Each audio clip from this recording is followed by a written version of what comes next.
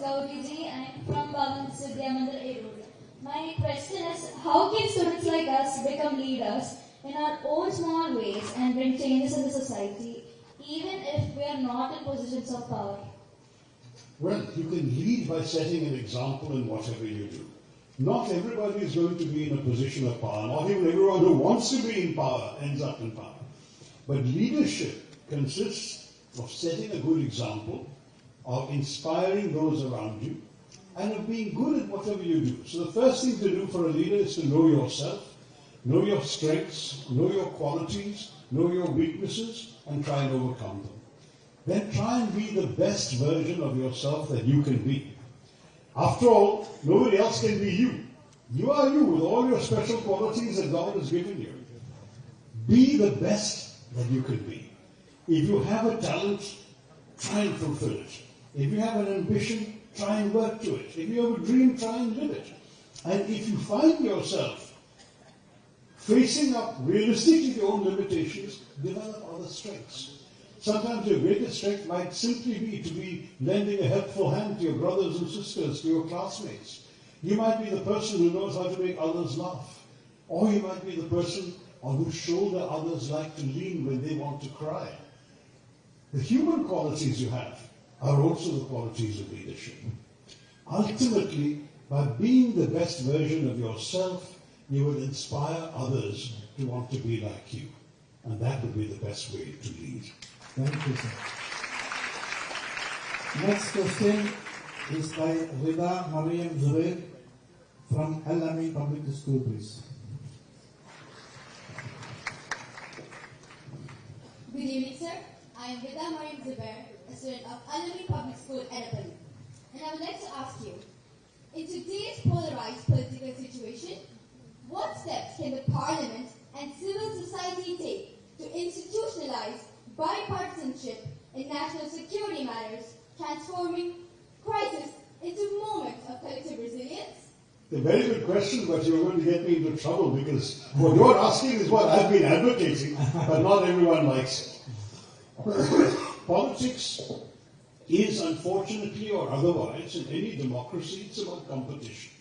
And as a result, when people like me say that we respect our parties, we have certain values and convictions that keep us in our parties, but we need to cooperate with other parties in the interests of national security, the question you asked. Sometimes the parties feel that is disloyal to them, and that becomes a big problem. Which is your first loyalty? To my mind, the nation comes first. Parties are a means of making the nation better. So to my mind, whichever party you belong to, the objective of that party is to create a better India, in its own way. Now, parties have every right to disagree about the best way of doing that, the best way of making a better India. Some of us may say, let's say, more capitalism, some may say more socialism, some may be in favor of certain kinds of regulatory controls, some may be against too much regulation. So you have different points of view, that's fine. But ultimately, we must all be committed to a better India, a safer India, an India whose borders are protected, whose territory is safe, whose people's well-being can be nurtured.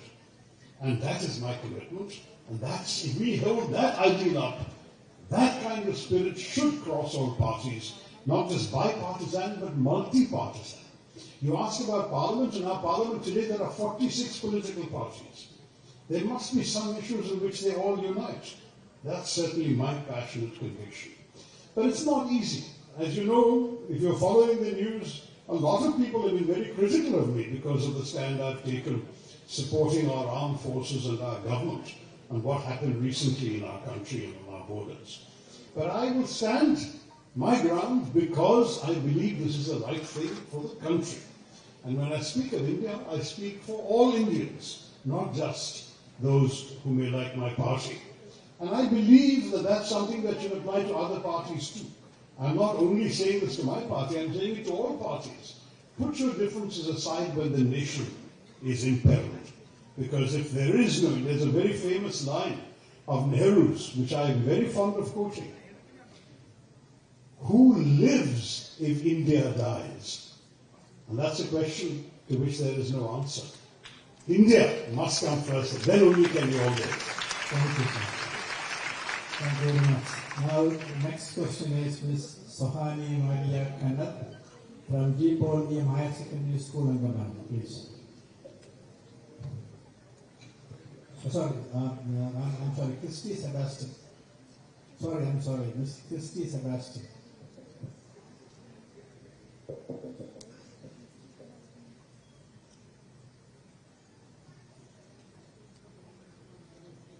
Good evening, sir. Myself, Christy Sebastian from DePaul EMHS Bengali. My question is, how can India preserve its cultural and linguistic diversity in education while aligning with global standards for economic growth? The truth is that global standards were not achieved in just one language. Yes, English is the number one language universally in the sense that it has often turned out to be the dominant language of geopolitics, the dominant language of technology, and for most countries, English turns out to be the preferred second language. Whether you're a German or a Chinese, your second language after German or Chinese tends to be English because it's the most useful. So to that degree, we do, I think, need to stick to English education, and we must value English in our country because we have that legacy, and it's easier for us to build on it than, say, for the Chinese who had no prior exposure to English, and who have to make much more of an effort to even acquire some of it as a second language. So we have an advantage, we shouldn't throw it away. But at the same time, we are right to be proud of our own languages, and there is absolutely no harm in our languages also being instruments of education. There's a lot of pedagogical theory that says that children learn best in their mother tongue. So if a small child is hearing a language on her mother's lap, when she goes to school, if she's taught in that language, she will learn better and faster. So that's also important. Maybe we can start introducing English as a second language very early on, without undermining the mother tongue.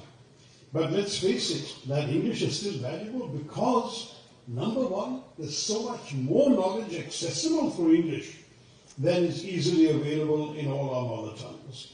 And secondly, that in an increasingly globalized world is a language that more easily connects us to others.